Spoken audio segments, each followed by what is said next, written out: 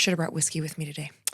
Genesis 1:28 says, God blessed them and said to them, be fruitful and increase in number, fill the earth and subdue it, rule over the fish of the sea and the birds in the sky and over every living creature that moves on the ground.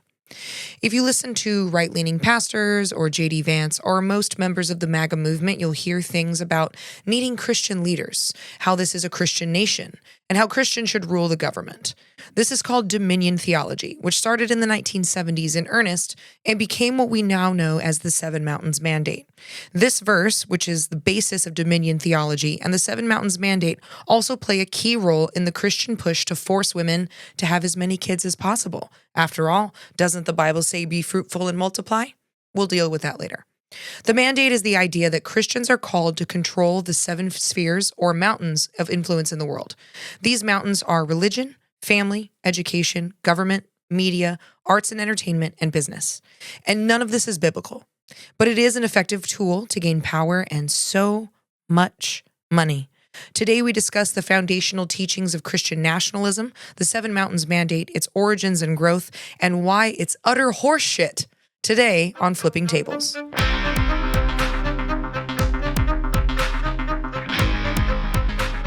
You'll have to forgive me for being a little spicy today.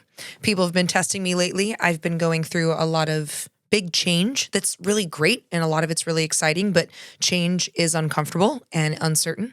I've pulled back from my gig schedule with my band to work more on original music, and I'm considering quitting my day job that I've run for 15 years to focus on this work, and I'm also recovering from being sick. So it's been a lot, but I'm so honored to be here with you. Couple quick announcements. Starting from this episode, I do have paid sponsorships. So if you want to keep your podcast ad-free, please consider becoming an accomplice on Patreon for early releases, but also they will be ad-free. It's $1 a week. I'm going to be adding more tiers soon that will include cool quarterly gift boxes, private live stream events, and in-person events. So growing up in a Southern Baptist church in rural Wyoming, I remember the first time that I was introduced to the Seven Mountains Mandate. My church did a special Wednesday night series about how to fight against the lie of evolution and how science was indoctrinating people against God. Towards the end of this series, the pastor spoke about what's called the Seven Mountains Mandate. He spoke about how the only way we were going to turn America back to God is if Christian women had enough babies to, and I quote, breed out liberals and secularists. He also spoke to us little girls quite a while about this, but he also said that Christians had to control all facets of culture, that we needed to be able to infiltrate society and bend it towards Christianity, even if we had to use force. This was also the only way people would accept a student going into things like the arts in my church. Well, he's going to fight in the mountains of the arts and media for God, was kind of the dialogue. In order to understand this ideology behind the Christian power worship that we are experiencing now and the utter defiance of kindness, inclusivity, or the separation of church and state, you have to understand this doctrine. But we're going to address first two myths that led to this theology and talk about how it was born. Myth number one, and I've discussed this before on Instagram and on the podcast, we are not a Christian nation. We are a nation founded on religious liberty. Most of the founding fathers were at best deists, and they repeatedly talked about how this was not a nation founded on Christianity, but on religious liberty. If you'd like to do a deep dive on this, I highly recommend the book, The Founding Myth by Andrew Seidel. Incredibly thorough, and it really talks about what our history actually means, not this Christian distortion of it. Myth number two, Dominion Theology, this idea that Christians have been commanded in the Bible to rule with an iron fist, is not biblical. It comes from the verse I opened the episode with, Genesis 1:28, that said, God blessed them and said to them, be fruitful and increase in number, fill the earth and subdue it, rule over the fish of the sea and the birds of the air and in the sky and every living creature that moves on the ground. So this verse is often taken to say that women should have as many babies as possible because God said so. Well, first of all, Genesis is fiction. It is a fiction storytelling book that was written 5,000 years after the events were supposed to have taken place. But also, the command to be fruitful and multiply has already been fulfilled. We have already done it. We've been fruitful, we've multiplied, we've filled the earth. It does not mean that we have to do that in perpetuity. The second thing is that for most sermons that are proponents of Dominion Theology, they will read this verse up until the line that says, fill the earth and subdue it. But that last sentence, rule over the fish of the sea and the birds in the sky and every living creature that crawls on the ground, makes it clear that the dominion, the rule, is over the animal kingdom. It does not apply to other human beings. And Jesus was also very clear that his ministry always offered an invitation, never force. He even commanded things like give unto Caesar what is Caesar's, pay your taxes, those kind of things. It's not biblical. Dominion theology formally began to take shape in the 1970s, though its ideological roots stretch back into the American religious right and also the Puritans, who believed that they were establishing a city upon a hill in the New World, a society that was going to be guided by divine mandate. In the 19th century, post-millennial theology, which taught that Christians must build God's kingdom on earth before Christ returns, laid the foundation for this idea that believers should take control over society because then we can force Christ to come back. This city on a hill idea came from a historian named Perry Miller, who was prominent in the 20th century. He was a historian, a literary scholar, and he helped revive interest in early American Puritanism. His work emphasized the intellectual and theological depth of the Puritans and challenged the idea that they were joyless fanatics. Miller brought renewed attention to John Winthrop's 1630 sermon, A Model of Christian Charity, which is where we get the phrase, a city upon a hill. This sermon had by and large been forgotten about until Perry revived it. Miller's scholarship in the mid-20th century elevated this text to a foundational level of American identity, taking it from obscurity to being almost a founding document. John Winthrop delivered this sermon aboard the Arbella before landing in New England, and the city on a hill metaphor was drawn from Jesus' Sermon on the Mount and was meant as a moral warning. If the Puritan colony failed to live righteously, it would be publicly shamed, and the phrase was revived and reinterpreted in the 20th century, first by Miller, and then most famously by Ronald Reagan, and it became a marriage between politics and this supposed Christian founding. Ronald Reagan was the one who reframed it as a symbol of America's exceptionalism and America's destiny to be a moral beacon to the world. It became a staple of political rhetoric and used to promote American exceptionalism, which is a key tenet in the Christian nationalist movement. In the 1970s, Dominion theology became more clearly defined through the works of a man named R.J. Rushdoony.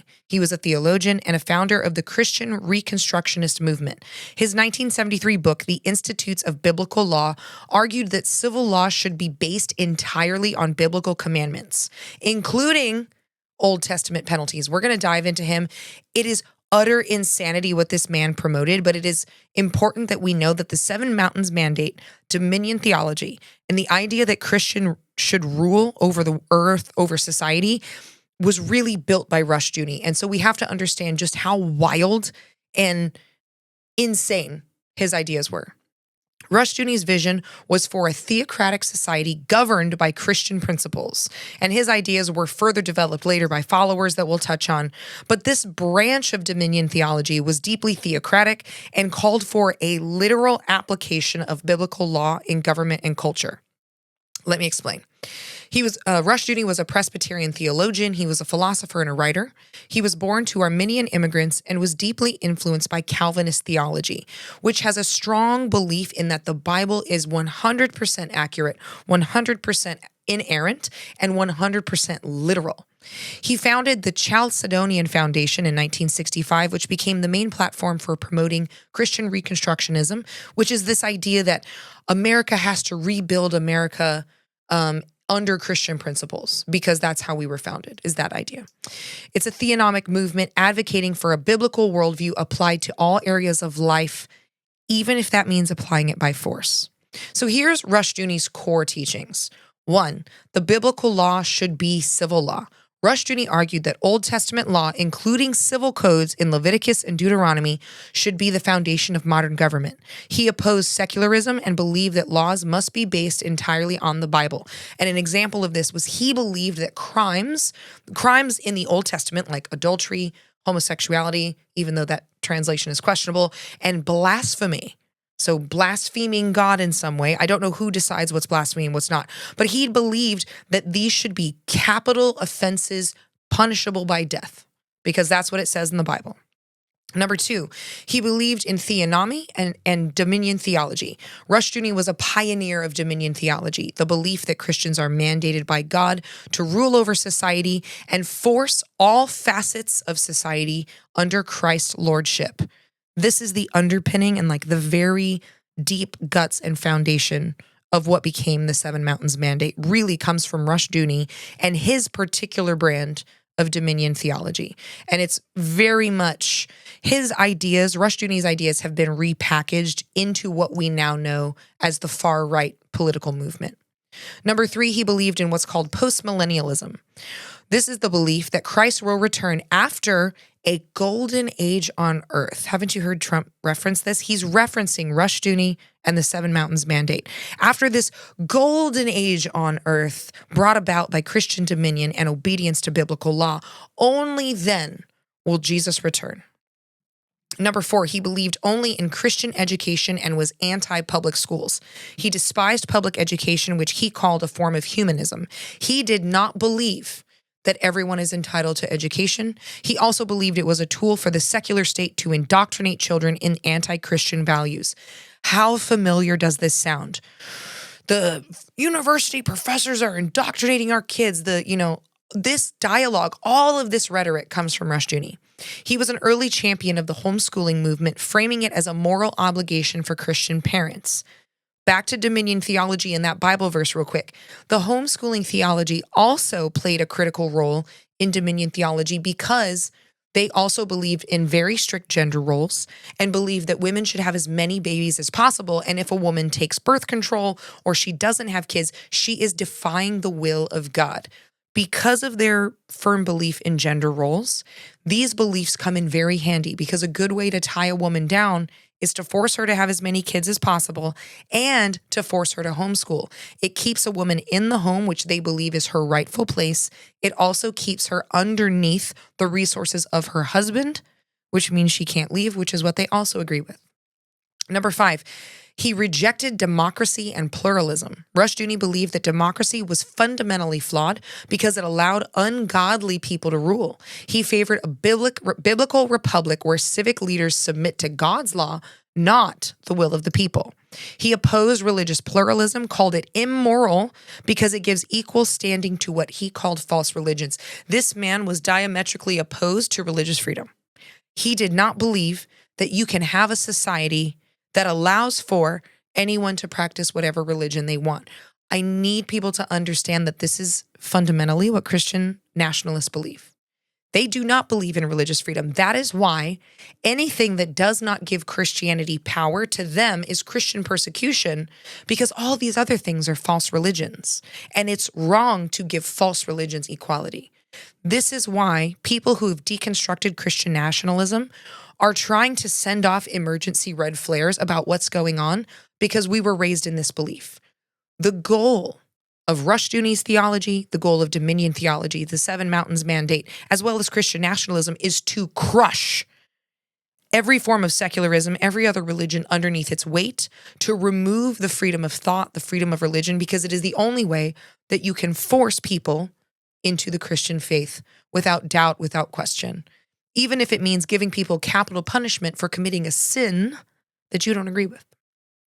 Some more extreme teachings that Rushdoony has. Here are some moral offenses that Rushdoony openly advocated for execution of. We mentioned homosexuality, adultery, blasphemy, witches. So this even ties back to the City on a Hill and the Puritans because they used this ideology of we are ordained by God to later execute women to take their land and their wealth or execute women that had mental health problems. The same ideology applies here. But Rushdoony also believed in the execution of rebellious children. He believed that if you have a rebellious teenager, you should be able to stone them to death.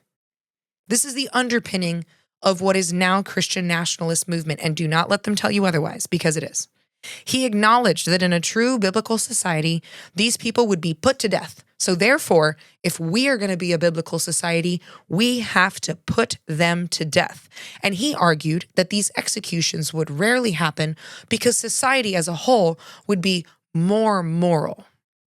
Number two, he believed in abolishing the separation of church and state. Rushdoony called the separation of church and state a myth and believed that America was founded as a Christian nation, which we've already talked about as a lie, and should be returned to that foundation. And again, he rejected the idea of religious freedom, believing that only biblical Christianity should be permitted in public life. Do you hear me?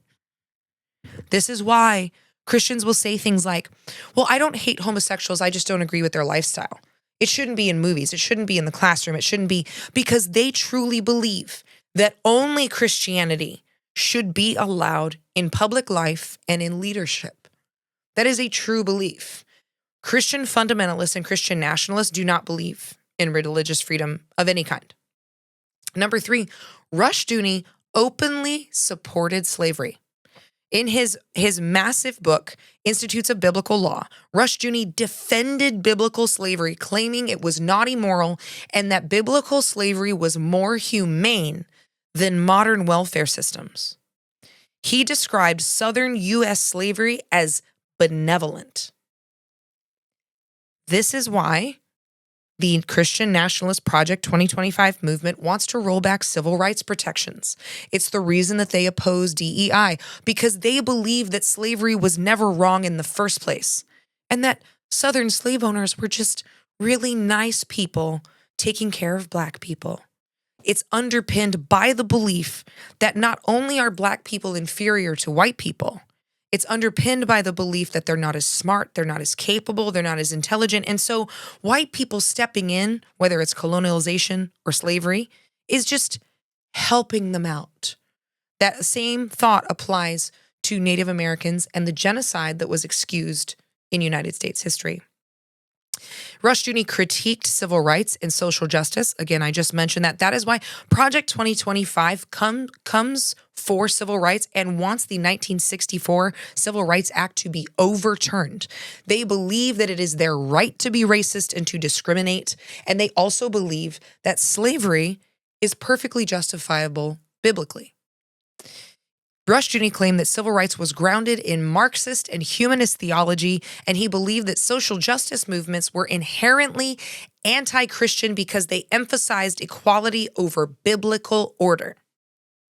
Here's my next point. Fundamentalist Christians and Christian nationalists do not believe in equality. Period. They don't believe in equality between races. They absolutely do justify slavery. They're opposed to DEI, affirmative action, anything that gives people equal footing. They do not believe that men and women are equal. And they will never fully support women's equality because they don't inherently believe in it.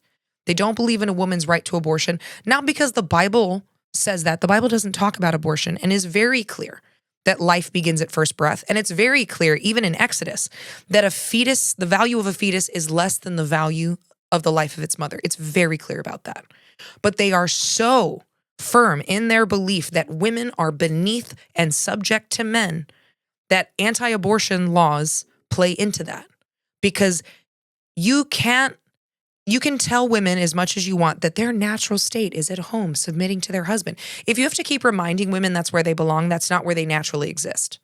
Anti-abortion laws allow them to impose their interpretation of biblical law onto women because this movement, this mandate, Dominion Theology, fundamentally does not believe in equality. They don't support human rights because they don't believe everyone has them. And they believe that the list of human rights is different based on your gender, based on your sexuality, and based on what you look like. Now, Rushdoony originally was considered kind of a fringe theologian. This was not mainstream in his time. This was considered a little out there. It was really only held on to by really strict Christian fundamentalists. But his ideas have gained so much influence. Even as I read through that list, can you hear it in your mind, what we've seen in the news the last 10 years? The articles, what we see pastors talking about, what we read in Project 2025, what J.D. Vance espouses. His formerly fringe theology has now become mainstream.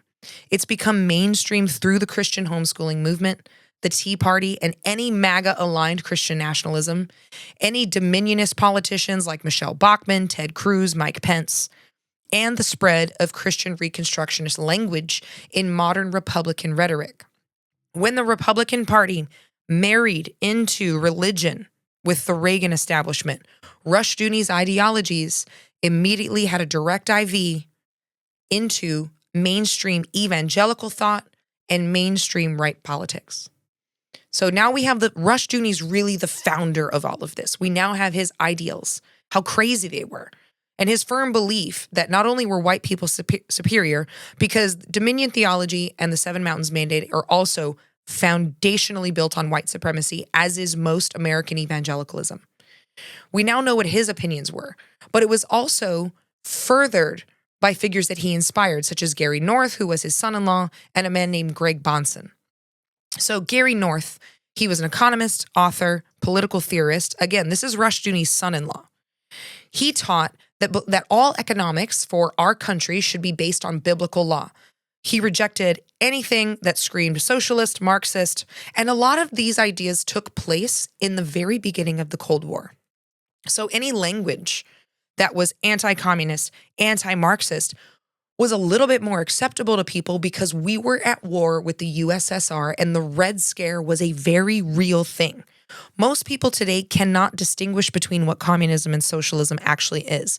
But in the time that these ideals were growing, that language was recognizable and it was universally accepted. North also argued that gold and silver should be the only legal tender because it was the only legal tender allowed in the Bible. That is how extreme these movements are. That is why so many Christian fundamentalists push for the gold standard. It's because, well, the Bible says so. He opposed central banking, he opposed the Federal Reserve, and he called it a form of theft. North once wrote that any Christian supporting government welfare or any kind of currency was participating in theft since they both violate God's law and they violate property rights. He argued for theocracy over democracy. North rejected secular democracy as inherently evil and advocated for a theocratic republic, which is where biblical law is the legal foundation. This is what is happening right now in our country. Project 2025, the MAGA movement, is an attempt. They don't care about the law because they do not care about democracy because they think that democracy is evil. Their goal is to establish a theocracy where the only acceptable religion is Christianity, and that Old Testament biblical law can be enforced on people who do not follow Christianity. He also supported the death penalty for offenses like homosexuality, adultery, idolatry, and what he called incorrigible children. He supports the death penalty for rebellious kids. He believed that democracy inevitably led to tyranny and that God's law is the only legitimate standard of justice, which is ironic considering the actions of tyranny that we're now witnessing in the government that's trying to establish this theocracy. Trump is not a Christian. We know that. I personally believe that both Trump and Musk are atheists, but they do know how to use this standard to make a lot of money in the meantime and put the people in power who want to fund that. This is a national witnessing of a very large smash and grab. Number 3, North, unlike Rushdoony believed in waiting for a Christian revival, North believed that Christians should seize power through political, economic, cultural means and force. He said, we must use the doctrine of religious liberty to gain independence for Christian schools until we train up a generation of people who know that there is no religious neutrality. Then they will get busy in constructing a biblically based social, political, and religious order. This is why the religious school voucher system is happening right now. Because they want to drain public schools, shut them down because they believe they are tools of secularism. They want to be able to dictate who is allowed into Christian schools. So if you are not white and you are not male, you will be at a disadvantage. And they want to be able to indoctrinate you from the time you walk in that school door that Christianity is your only option. So that's Greg North, Rushdoony's son-in-law. He also dramatically influenced a man named Greg Bonson, who was a philosopher, theologian, and a Christian apologist. He believed in what's called presuppositional apologetics.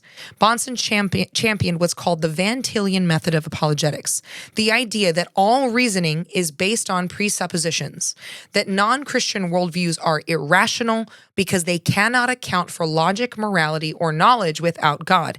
He is the reason you hear so often that people will say something along the lines of, well, why do atheists have morality outside of God? They can have morality outside of God, because without God, morality doesn't exist, which culturally has been disproven. This comes from Bonson. This is his ideology.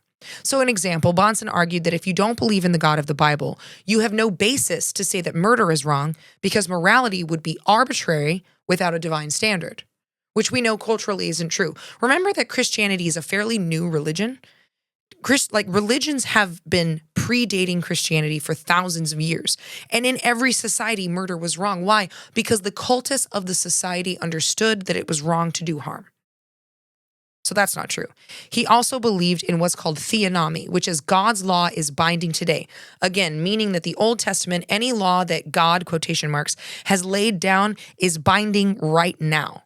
He rigorously defended the ongoing validity of the Old Testament civil law. So this is why so many people will reach into the Old Testament and pull up a verse about homosexuality or about a random sin that they don't like, but they'll disregard all the other laws about sacrifices and type of clothing that you wear and the food that you eat. Say, well, not those laws. We're talking about civil laws, but only when it's convenient for them, only when it's a movement that they oppose. And the verse in Leviticus that they particularly pull against homosexuality is actually talking about incest. But what are you going to do? Because this has been going on since Miller brought A City Upon a Hill in the 50s.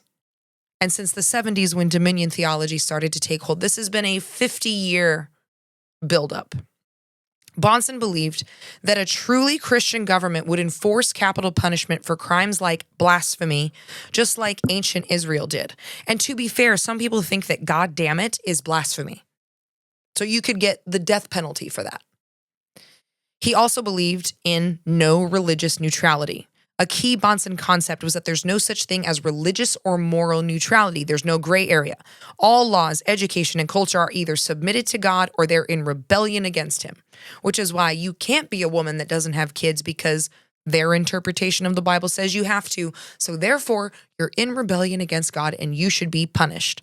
He opposed secular public education, religious pluralism, and any legal system that was not grounded in Scripture. So any law or any legal system founded on equality, equal representation, they don't believe in.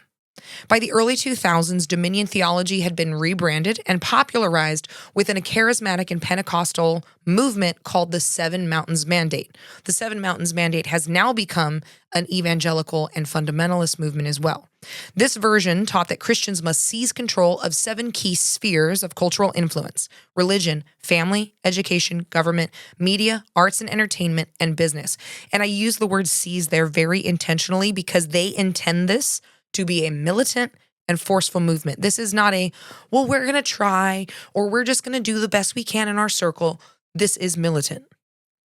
While less extreme than the Reconstructionist model previously, the Seven Mountains Mandate is founded on those extreme principles, and it retains the core idea that Christians are divinely commissioned to dominate society. Key figures in this doctrine include Lance Wallnau, Bill Bright, and a man named Lauren Cunningham. Their teachings help spread Dominionist thinking beyond the theological fringe that it started and into mainstream white-ring Christian activism and Republican politics. Dominion theology thus evolved from a colonial idea and a post-millennial thought into a formal theological and political system starting in the 1970s, and it became much more of a strategic cultural framework in the 2000s. Its development marks a significant shift in how some Christians view their role in politics and society, not as passive observers, but as agents of divine authorities and soldiers for God. Soldiers for God is very frequently used, especially for young Christians, to start to indoctrinate them to the idea to force Christianity on the world around them. And right before I dive into what is the Seven Mountains Mandate, how did it get born? How has it affected our culture today? How do we see it around us? We're going to take a quick and little brief sponsor break.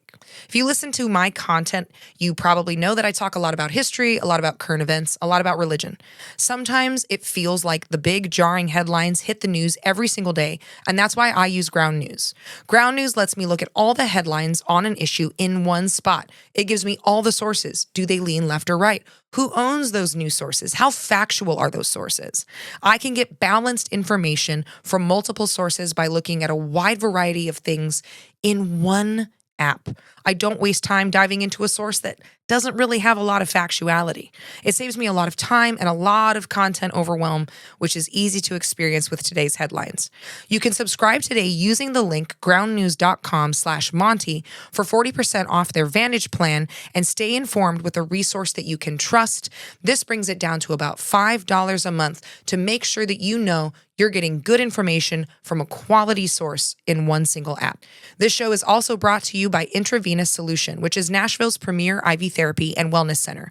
IV therapy can help you recover quicker from heavy workouts or illness, treat the symptoms of dehydration, and improve sleep and give you healthy, glowing skin. Being on stage several times a week, working multiple jobs, I can say that IV treatments keep me on my feet and are a lifesaver. Dr. Allen and his staff are so kind and so knowledgeable, and they make sure that every appointment is welcoming and easy. They also offer vitamin shots, oxygen therapy, Botox filler, weight management, and mobile services. With 4 locations in Nashville, Hendersonville, Franklin, and their brand new location on 2nd Avenue in the Bankers Alley Hotel by Hilton, it is easy to get high-quality care all week. So come party in Nashville, beat the hangover at Intravenous Solutions. Give the code Monty10 at checkout, and you'll receive a 10% discount on services. And I'm back. So let's go to the origin of the Seven Mountains Mandate. As Dominion Theology through Rushdoony is building in the 70s, the Seven Mountains Mandate is born at that same time. They kind of merge later. The Seven Mountains Mandate traces back to 1975, when 2 influential Christian leaders, Bill Bright, the founder of Campus Crusade for Christ, and Lauren Cunningham, the founder of Youth with a Mission, claimed to receive a divine revelation on the same day in separate locations. According to their testimony, God revealed to them that in order to fulfill the Great Commission and bring about the kingdom of God on earth, Christians must influence the 7 key spheres of society. I want to point out that they claim this happened. There is no proof. People just believed it. They were like, yep, we both had this vision and God said so. And people took it and they bought it. Let's talk a little bit about each of them, though. Bill Bright was kind of a behind-the-scenes evangelical giant. A lot of times when people think of really famous evangelicals, they think of Billy Graham. But Bill Bright was just as important, working behind the scenes, and he was one of the he created one of the largest and most influential Christian ministries in history.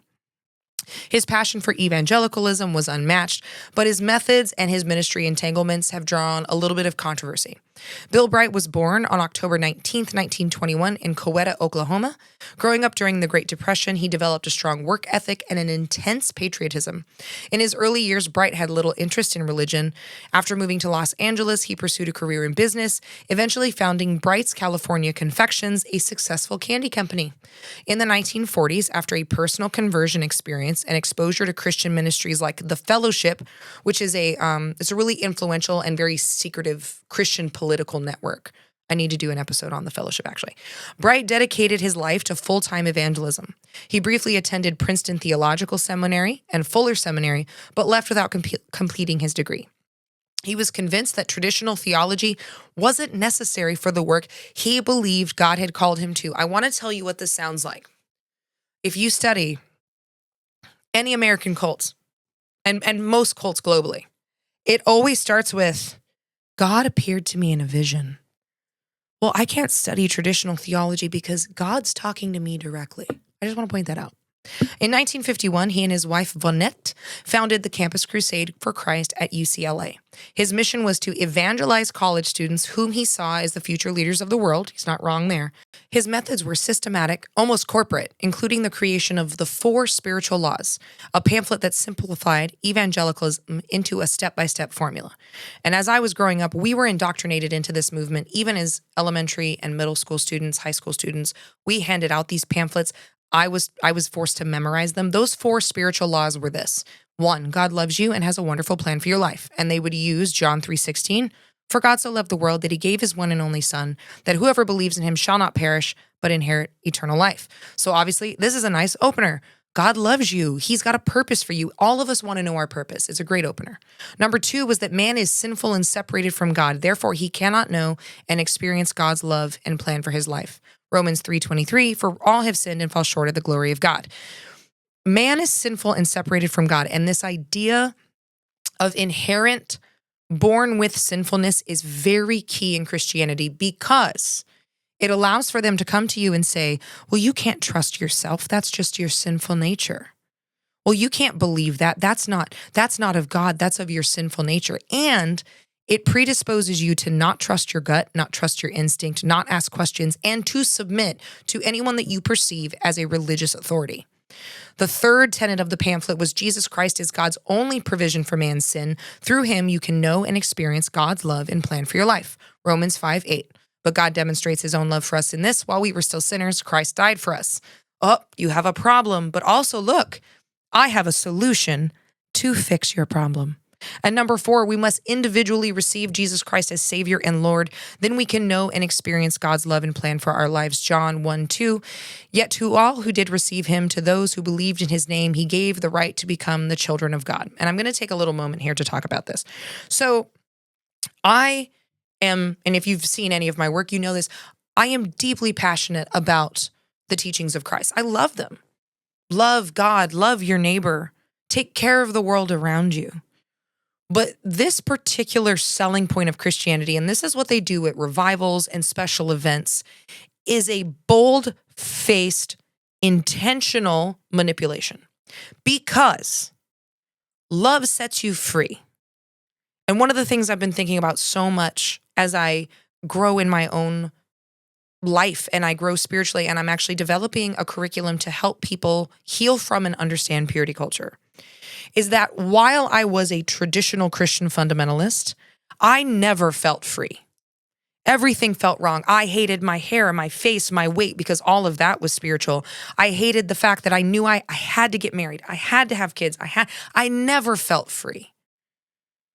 Jesus sets you free. And using this ideology, they bring people in with this promise of love and purpose.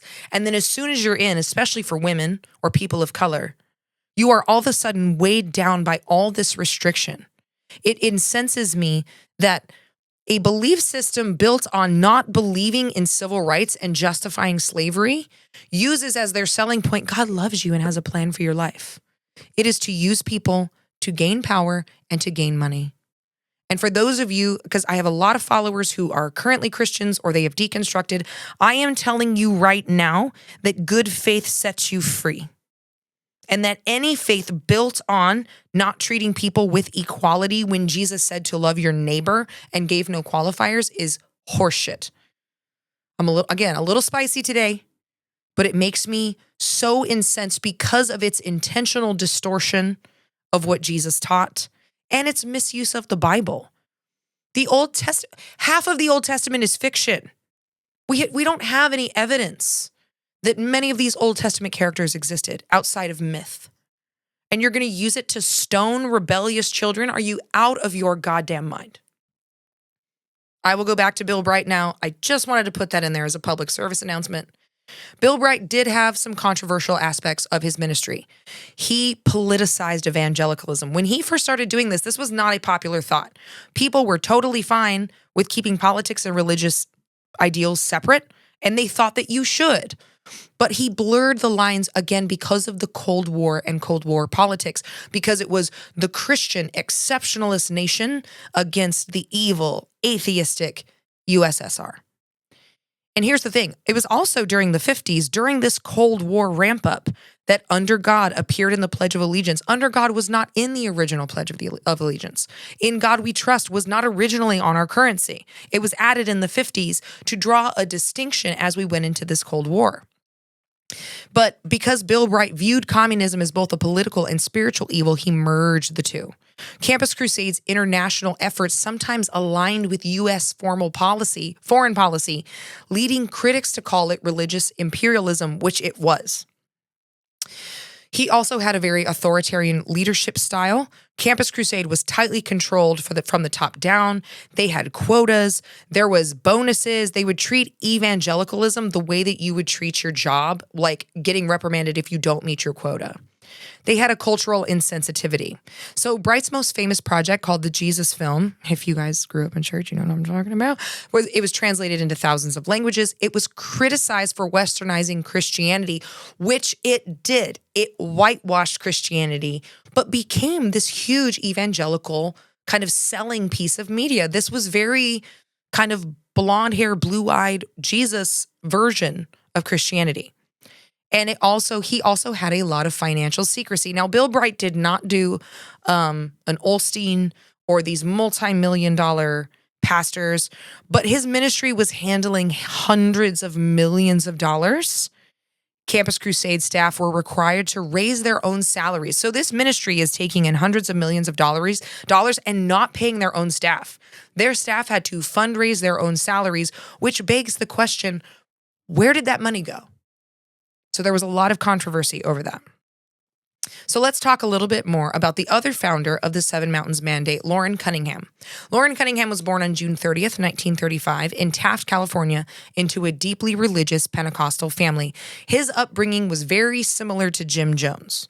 He was saturated in missionary zeal, religious teachings, and at the age of 13, he felt called to a life of global evangelism.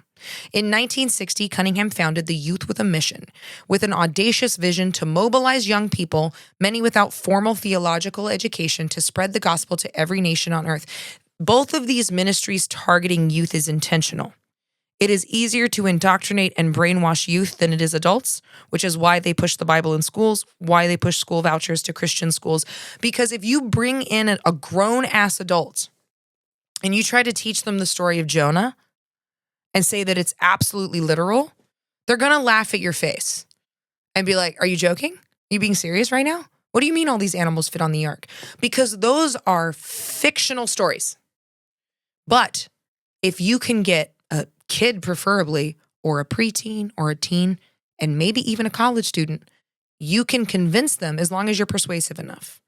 So Youth with a Mission quickly became one of the largest short-term mission organizations in the world, and it operated on a decentralized model. So rather than having kind of centralized top-down corporate headquarters, they relied on autonomous bases all over the world that allowed for local leaders to initiate their own projects. Some of the controversial aspects of Loren Cunningham's ministry was there was a lack of oversight. Because it was decentralized so much, it was notoriously difficult to regulate, and many ex-workers and volunteers reported spiritual abuse, cult-like control tactics. Wonder where that came from. And authoritarian leadership at local bases. Again, how do cults start? Almost always. Someone telling them that they are either God or God speaks to them directly. Also, Loren Cunningham's ministry had dominionist leanings. He advocated for influencing all spheres of society. Here's something that's funny about this. He advocated for influencing these spheres before his magical vision of the Seven Mountains Mandate. So that is perilously convenient. He had questionable mission tactics as well. They were very aggressive with their evangelicalism, and they faced accusations of cultural insensitivity and, again, religious imperialism, particularly in indigenous communities. These were the missionaries going in and steamrolling and westernizing tribes in saying that they had the right to do so because God told them to, without any respect to those peoples or their cultures or their languages. Short-term missionaries, often barely trained teenagers, were sometimes sent into complex, delicate cultures, leading to instances where local traditions were completely trampled in the name of evangelicalism. And for a second, I want us to go back to City on the Hill with John Winthrop in 1630 and the Puritans. This religious colonialism is a common theme from the second the boats hit the shore. This colonialism is what gave the British, in their mind, permission to colonize the world, to commit genocide, to wipe out other cultures, to call other people that didn't look like them or speak like them savages. It all comes from this, and we still have not gotten rid of it. He also had a lot of political entanglements. The leaders and alumni became increasingly involved in politics, particularly through the fellowship, which was also called the family. You know what? I'm going to start preparing a podcast episode on them today because the fellowship and the family is a secretive, massive network of Christian nationalists that have been working for a very long time to make what we are seeing happen, starting with school board elections. So while the Youth with a Mission officially claims neutrality, they have heavily leaned towards right-wing caucuses, including anti-LGBTQ legislation and Christian nationalist rhetoric. So let's go back to 1975. 1975, both Lauren and Bill have this vision in different cities on the same night. And the 7 mountains that Christians are supposed to rule is religion, family, education, government, media, arts and entertainment, and business. These domains, proponents argue, shape the heart and soul of every nation to bring about God's will on earth, and believers must rise to positions of leadership and influence and force Christianity violently, if necessary. Now, briefly, there was a third man, Francis Schaeffer, who was a very prominent Christian philosopher and theologian, who also lent his work to the language of the 7 Mountains Mandate. He's much more famous than some of the other proponents are. He was a very critical thinker in theology. He also did a lot of incredible work. He really did. And Francis Schaeffer is one of the few famous religious leaders that really didn't have any scandals associated with him directly. He really does seem to have led an upright life, but he led to this, he contributed to the language of the gap between faith and culture and thinking that it should be closed. So for instance, he argued that Western culture had lost its way because it abandoned absolute truth. He opposed moral relativism. He opposed humanism. He opposed, again, kind of religious pluralism. And he believed that it's kind of the idea of, well, there's school shootings because we took prayer out of schools. That's a very Francis Schaeffer ideology. He had, so unlike many fundamentalists at the time, however, Schaeffer actually supported art, music, and culture. And he thought that they were important. Now, he thought that they were important because they could reflect divine truth. But many Dominion theologists, many fundamentalists of his time really discredited the arts. They were the people that we see now that defund the arts, defund culture, kind of steamroll and ruin it. Francis Schaeffer wasn't like that. And his most cultural impact, or the most controversial thing about Francis Schaeffer was that he did later in his life become very involved in American politics. So not only did he provide the framework for the 7 Mountains Mandate, he helped promote it, but later he very much became the central figure in the rise of what is now the religious right. His book, How Then Should We Live, and A Christian Manifesto, the Christian Manifesto especially, warned that secular humanism would lead to tyranny if Christians did not act. This Christian fear of we're being persecuted, they're taking the Christ out of Christmas, we have to act now, is from Francis Schaeffer. That's where this ideology comes from. He called for active Christian engagement in political issues, especially abortion. He was a very big proponent of the anti-abortion movement. Also, even though Francis Schaeffer wasn't as much directly involved in the 7 Mountains Mandate, his political leanings, his disregard for separation of church and state, and his kind of forceful rhetoric with Christianity and culture heavily influenced evangelical leaders like Jerry Falwell and Pat Robertson, as well as political strategists. So even though the 7 Mountains Mandate was not built by Schaeffer, the current movement that we see of the far-right political religious marriage with the 7 Mountains Mandate is very much his fault because of his influence on people like Jerry Falwell and Pat Robertson. He had a very militant tone in politics. He was very forceful. Much of his language very much mirrored Rushdoony. Even though his stances weren't as harsh, like he didn't believe in stoning people for adultery, his tone was very much the same. So even though it does truly seem that he lived righteously, he did seem to practice what he preached, he was a very key figure in marrying Rushdoony, Dominion Theology, the 7 Mountains Mandate, into the political sphere, anti-abortion, anti-LGBTQ rhetoric that came down through especially Jerry Falwell. So let's dive in to the mandate itself. So the 7 Mountains Mandate is, we've talked about, a product of Dominion Theology. It's that interpretation of Genesis 1:28. And unlike traditional evangelicalism, which emphasized individual salvation and the separation of church and state, traditional evangelicals believe that salvation is between you and God, and they believe that everyone has the right to practice religion as they see fit. Unlike that, this new version of evangelicalism, this movement sees no divide between the sacred and the secular. Its adherents believe that Jesus will only return once the church has taken control of every aspect of society, establishing God's kingdom on earth. That's that idea, post-millennialism. We establish God's kingdom here, this golden age of Christians ruling the earth, and then Jesus comes back. This belief system heavily overlaps with charismatic and Pentecostal movements. So some of the key modern figures of the movement as it is now, so not the founders, the people who are pushing the Seven Mountains Mandate Christian nationalism, as well as Rushdoony's version of Dominion Theology, is Lance Wallnau, Peter Wagner, and people like Dutch, that's a name, Sheets, Chuck Pierce, and Cindy Jacobs. The most prominent of these is Lance Wallnau. We're going to talk a little bit about him. He's a charismatic speaker and author who helped popularize the Seven Mountains Mandate in the early 2000s. And Lance Wallnau claims that Donald Trump was chosen by God to take the top mountain of government. That's why they support this, is all Donald Trump had to do was play Christian. And they're like, great, he's going to take over this mountain. And even those who don't consider him a Christian refer to him as a Cyrus. Cyrus was a Babylonian king during the time that Israel was in exile. Cyrus was the king that allowed them to return to Israel to build the temple. So they will twist and bend the scripture and someone's completely immoral lifestyle to fit their rhetoric, no matter what they have to do. They will find an excuse, but that's how they justify it. So the Seven Mountains Mandate started as this spiritual vision. It's increasingly become a political blueprint, particularly in the Trump era. The rise of Donald Trump in 2016 marked a turning point. Many Seven Mountains leaders, such as Lance Wallnau that I just mentioned, declared him a modern-day Cyrus, a secular leader appointed by God to protect Christianity and defeat the forces of liberalism, secularism, and globalism. Just little fun side note here. I was taught that all Democrats were demon worshipers and literally ate babies.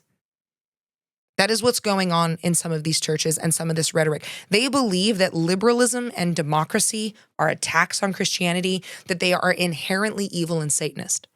Christian nationalists use this framework to mobilize voters and activists. Prayer rallies were held on state capitals. Prophecies were broadcast about overturning Roe v. Wade. I don't know if you remember those prophecies. I do. And the Seven Mountains preachers became fixtures in the Stop the Steal events after the 2020 election. The election was not stolen. We all know that. This went to court. It was proven. There was evidence given. It never happened, but they used it to further their rhetoric. And the Seven Mountain Mandate leaders were key figures in Stop the Steal. So the education mountain has become the new frontline. We see school vouchers. They started this infiltration of American society by pushing who got elected to the school board. So if you are a parent, especially, you need to be paying attention as to who's being elected to your school board because it starts here. Proponents have targeted the public school curriculums. Now they've been able to target public schools funding as a whole. Why? They oppose evolution. They think it's an affront to God. They oppose LGBTQ rights or even acknowledgement that they exist. And they oppose racial history. Does this all sound familiar? Removing books from libraries, stripping DEI, civil rights. This is all part of the Seven Mountains Mandate that people have been being taught explicitly since the 90s. I grew up with this. I grew up thinking that the civil rights movement and Martin Luther King were enemies of God because it defied God's divine ordination of America. That is why all this is happening. If you're looking at all these headlines and you're like, where is this coming from? It comes from one movement. It comes from this movement. And they started it by backing local school boards without using overt religious language, but pushing things like parental rights, biblical values, and freedom from indoctrination. Those are trigger words from the mandate. So the media and entertainment mountain. While conservatives have long criticized liberal Hollywood, Seven Mountains leaders are building alternative media empires from Christian films like God's Not Dead to even social media like Truth Social. And I've mentioned this on a previous podcast that Amazon's releasing a King David series, and it's this glamorous dramatization of King David, who we also don't know for sure if he existed or not. We think he was based on someone who's real, but most scholars believe that the stories about him are fictional. Also, I want to point out, because we have to face the issues with the Bible. The Bible is written by men, edited by men, translated by men, and used by men for power. Let's just get that out of the way. The Bible refers to King David as a man after God's own heart after he raped Bathsheba and murdered her husband. That is a problem because many of the reasons that people use in Christian circles to justify the sexual sin and the violence of men comes from the idea that you can do something as horrific as rape and murder and still be after God's own heart. That's why we have to be honest about what's real in the Bible, what's fictional, and start telling the truth about it because it leads us down very dangerous pathways. So, obviously, there's been critics of the Seven Mountains Mandate, and they warn that it poses a threat to democracy, which it does. Christianity Today and other centrist or moderate evangelical publications have warned that the mandate distorts the gospel message, turning it into a quest for political power, which it does. The gospel is for spiritual transformation, not political power. Secular watchdog groups like the group that I work with, Americans United, have flagged the movement as a growing tide of Christian nationalism, which it is. The Southern Poverty Law Center has expressed concern over how the Seven Mountains rhetoric often merges with anti-LGBTQ, anti-immigrant, and conspiratorial worldviews. I hope that so many pieces are falling into place for you right now. The abortion argument, anti-LGBTQ, this insane and irrational hatred of immigrants, the conspiracies, the QAnon, Pizzagate, all of this comes from one foundational belief system, this mandate, and this merging with Dominion Theology from the same time frame. These are the things that have created this movement. And one of the most alarming critiques is that it blurs the line of church and state to the point of theocracy because they believe in theocracy. They do not believe in the separation of church and state. And unfortunately, the Seven Mountains Mandate isn't confined to the U.S. It's found adherents in Latin America, Africa, Asia, where charismatic Christianity is growing fast, and they've kind of put their own spin on it. But it especially has a stronghold in Brazil in particular. The Seven Mountains Mandate continues to grow in influence, especially among younger conservative men. For the first time in history, there are more young men flocking to and attending church than there are young women. Why? Because we have had, for the first time ever, an entire generation of women who have had autonomy. And so women we recognize the abuse now. We recognize subjugation. We recognize when our choice is being taken away. So for the first time ever, more women are leaving the church than staying in it. That has never been recorded in American history. But this type of mandate is gaining huge popularity with young men, the red pill movement, the right-wing media. It's no longer fringe. This is now mainstream. And one of the things I want to talk to you about with the media is that there are several trends online that are algorithmically linked to Seven Mountains Mandate and red pill content. I actually did an interview with a woman who works algorithms in Google and has for almost a decade.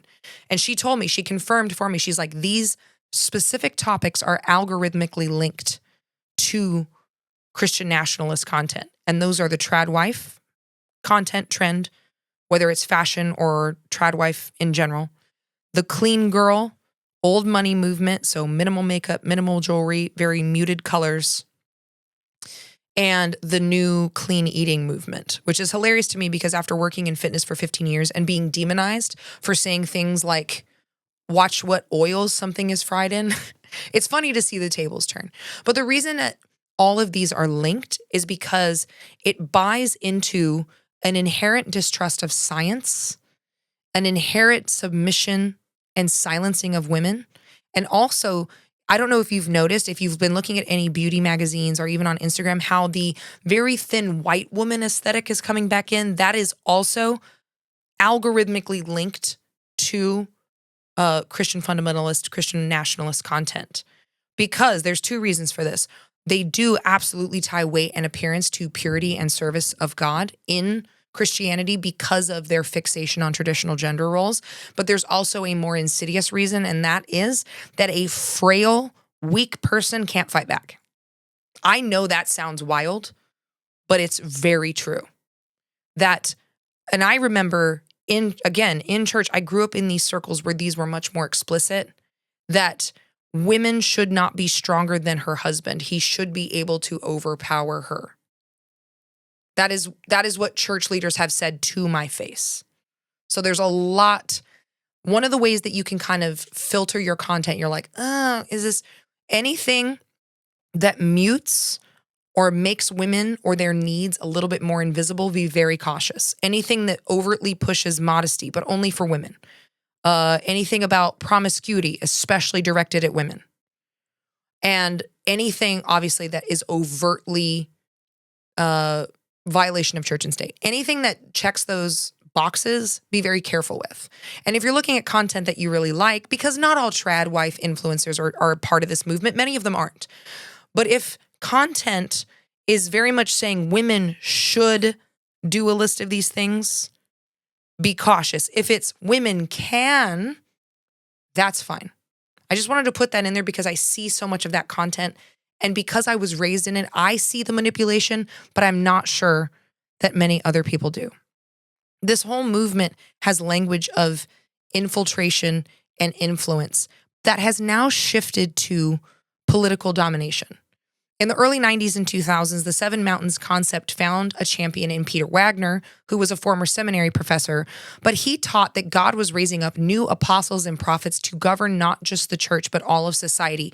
And the Christians that are now in their 30s and 40s were raised in this theology. We all were. I was raised in this. We were taught we were soldiers for Christ. We were taught we would have to fight back. We were taught that we would have to take over the country. We were taught you have to have as many kids as you can in order for Christians to rule. So understand that that is the idea.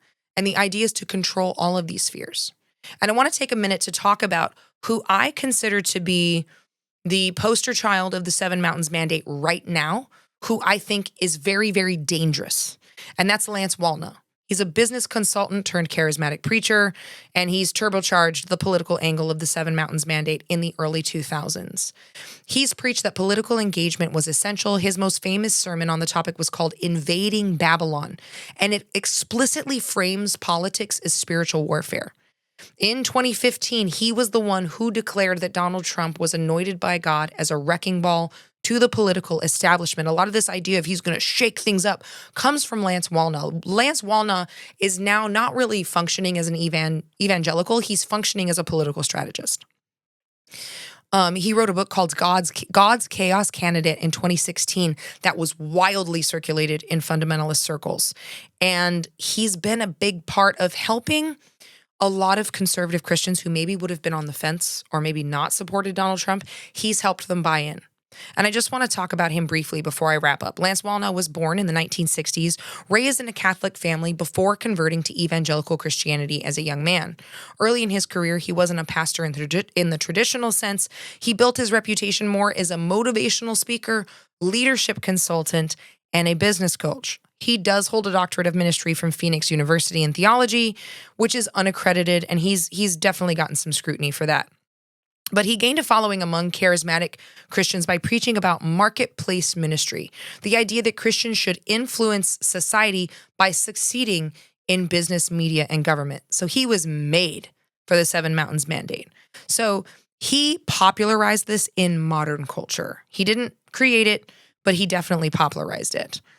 And despite his religious rhetoric, critics have pointed out a number of problems surrounding his ministry.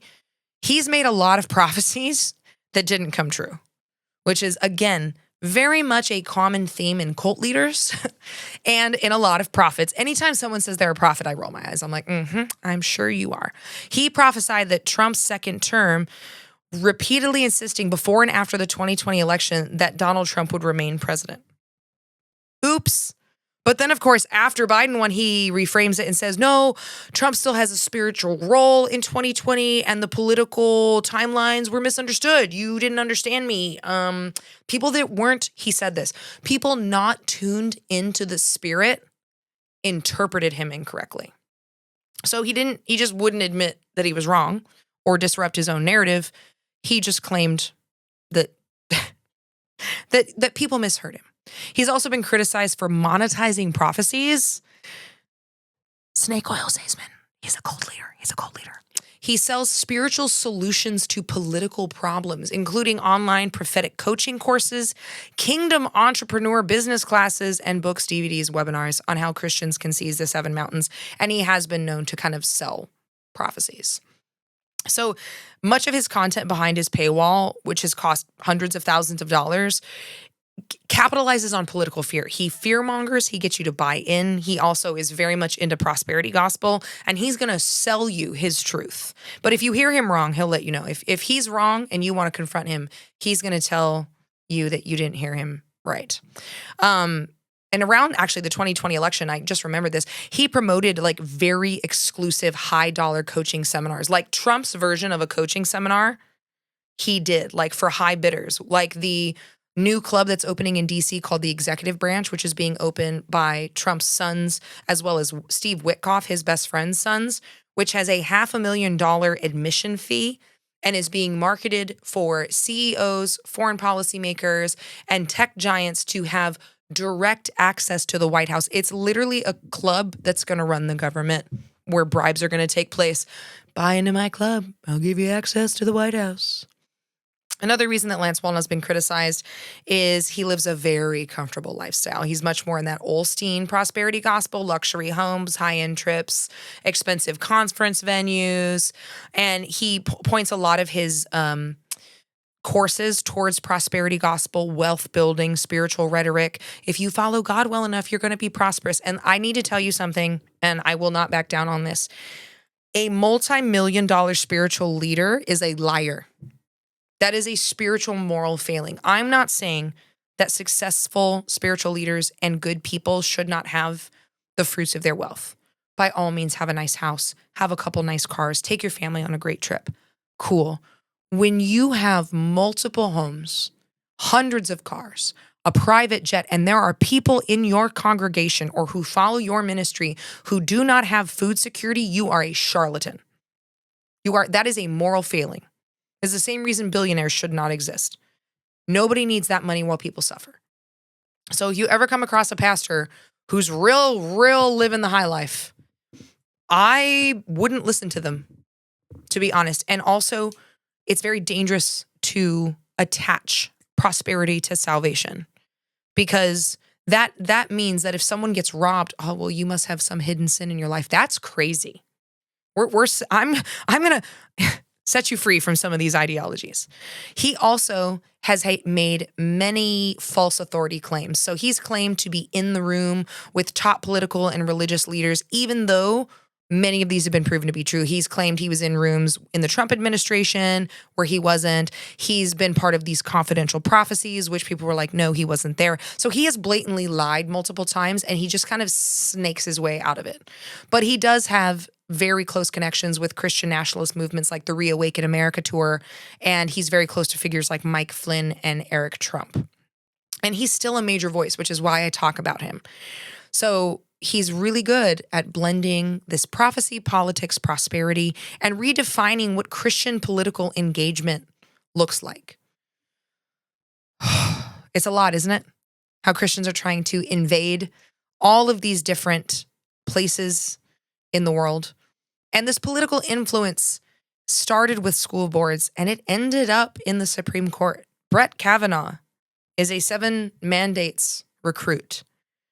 And the problem is that they have been so militant and so organized under the surface with things like the family and the fellowship that people who are either Christians who simply respect religious liberty or liberals or non-religious, we have not been organized and defiant and aggressive enough against this movement. And that is what has put us in the position that we are now, which is why I'm making this podcast. You need to understand what you are up against.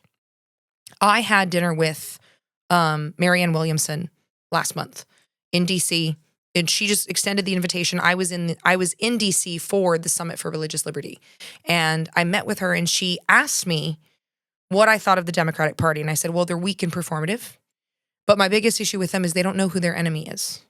You do not understand how militant and organized these people are. You do not understand how extreme this theology is or how extreme their goals are. And we as people who value the separation of church and state, if we do not understand Dominion Theology and the Seven Mountains Mandate and the machine running it, we are bringing knives to a gunfight. So I just want to take a minute to summarize this, kind of nutshell it for you. I would encourage you, if you have someone in your life who is like, what is going on? Send them this episode. I don't care if they follow the podcast. Send them this so that people understand what is going on. So again, the Seven Mountains Mandate is the idea that society can be divided into 7 spheres or mountains of influence: family, religion, education, media, arts and entertainment, business, and government. The 7 mountain adherents believe that they have been commanded by God to seize control by force of these mountains by means of spiritual warfare, tactics, and again, force. Their belief is that once Christians have established dominion over all 7 areas of society, they will be able to establish the kingdom of God on earth, as some tell it, to bring about the end times, to bring about the rapture. To be clear, the ultimate ambitions of the Seven Mountains movement is to establish theocracy. It is to establish white Christian supremacy and, depending on the eschatology, trigger the apocalypse. While many of these adherents trace the idea back to the 1970s, the movement did not kick off in earnest, not the way that we see it now, until 2012, 2013. So I graduated college in 2011. And even though I was young for graduating, I was only 20. My senior year, Donald Trump spoke at my congregation chapel in Liberty University. This was years before he announced his presidency, because the Falwells have been integral to the Seven Mountains Mandate movement, and they are integral to his campaigns and his candidacy. And bringing him into Liberty University in front of all of us college kids was intentional. It's also been popularized by Lance Wallnau, fellow charismatic leaders like Bill Johnson, the Christian takeover of secular society. This is over 50 years of these movements building steam, but really over a decade of it building into what it is now. A 2024 poll found that 40% of American Christians now embrace this mandate. That is a terrifying number, because that means that 40% of American Christians do not believe in religious liberty. They don't believe in equality of genders, sexuality, race. The Seven Mountains movement was not sitting on its hands during Trump's sojourn in the wilderness after 2020. Cut off from federal power, movement leaders, including White, Kane, and Wallnau, embraced a local strategy championing church-backed states for local offices and waging aggressive campaigns to influence public school policymakers. That's why all of this stuff happening in Texas, Louisiana, Tennessee, Oklahoma, that's where they put their energy. While we were all, and myself, and I hold myself to this standard too, I took a breath when Trump didn't get reelected, and I shouldn't have. Because during that time, they went into these southern red states and started influencing public school policy, and that is why school vouchers are taking hold. It was passed in Tennessee, passed in Texas, and it is now at work trying to be passed in the Senate. If it gets passed in the Senate, we will lose public schools. And most Americans will not be able to receive a formal education anymore, because private charter schools will get very exclusive and very expensive. So much of it has borne the brunt of it in small towns, rural towns. It's affecting our ability to make votes the way that we want to. I know that this is a lot. I know it's a lot of information. I know it's a lot of history. And I know that it's scary being in the environment that we're in. But the more knowledge we have is truly our greatest weapon. My goal for everything I do is to teach you something. And my hope for you is that you become so ravenously curious that you never stop asking questions. Do not take people's word for it, even mine. Fact check me. Read as much as you can. Begin to build your own libraries. Book bans will not stay restricted to public school libraries and to military bases. Those bans will extend, and they are trying to extend them. Build your library. Network with people that you know have big libraries. And I would encourage you to, on the important books, make sure you have a physical copy. Know as much as you can, because the only way that we're going to beat this is if we get as organized and as determined as they are. But we also have to have the knowledge and the data to refute what they say. That is why on all of the government platforms, all this data is going missing. Research is being canceled. That's because they can win with propaganda if we don't have information to refute them. That is my purpose in life right now. Learn as much as you can, take in as much as you can, know the data, know the numbers, print things out, because that information is going missing. Information on immigration and immigrant crimes has disappeared. Cancer research has been cut. Child cancer research has been cut. The largest women's health study to the NIH has been cut. Because without that data, we don't have anything to refute the idea of like, hey, actually, abortion bans kill people.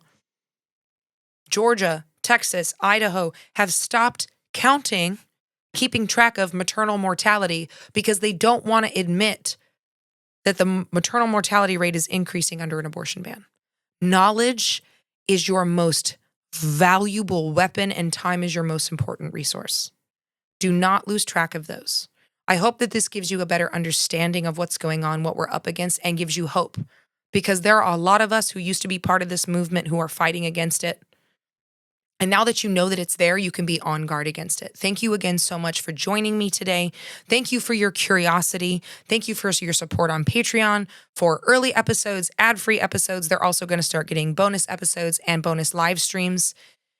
Please, please keep asking questions. Keep having the hard conversations. And I will see you next week on Flipping Tables.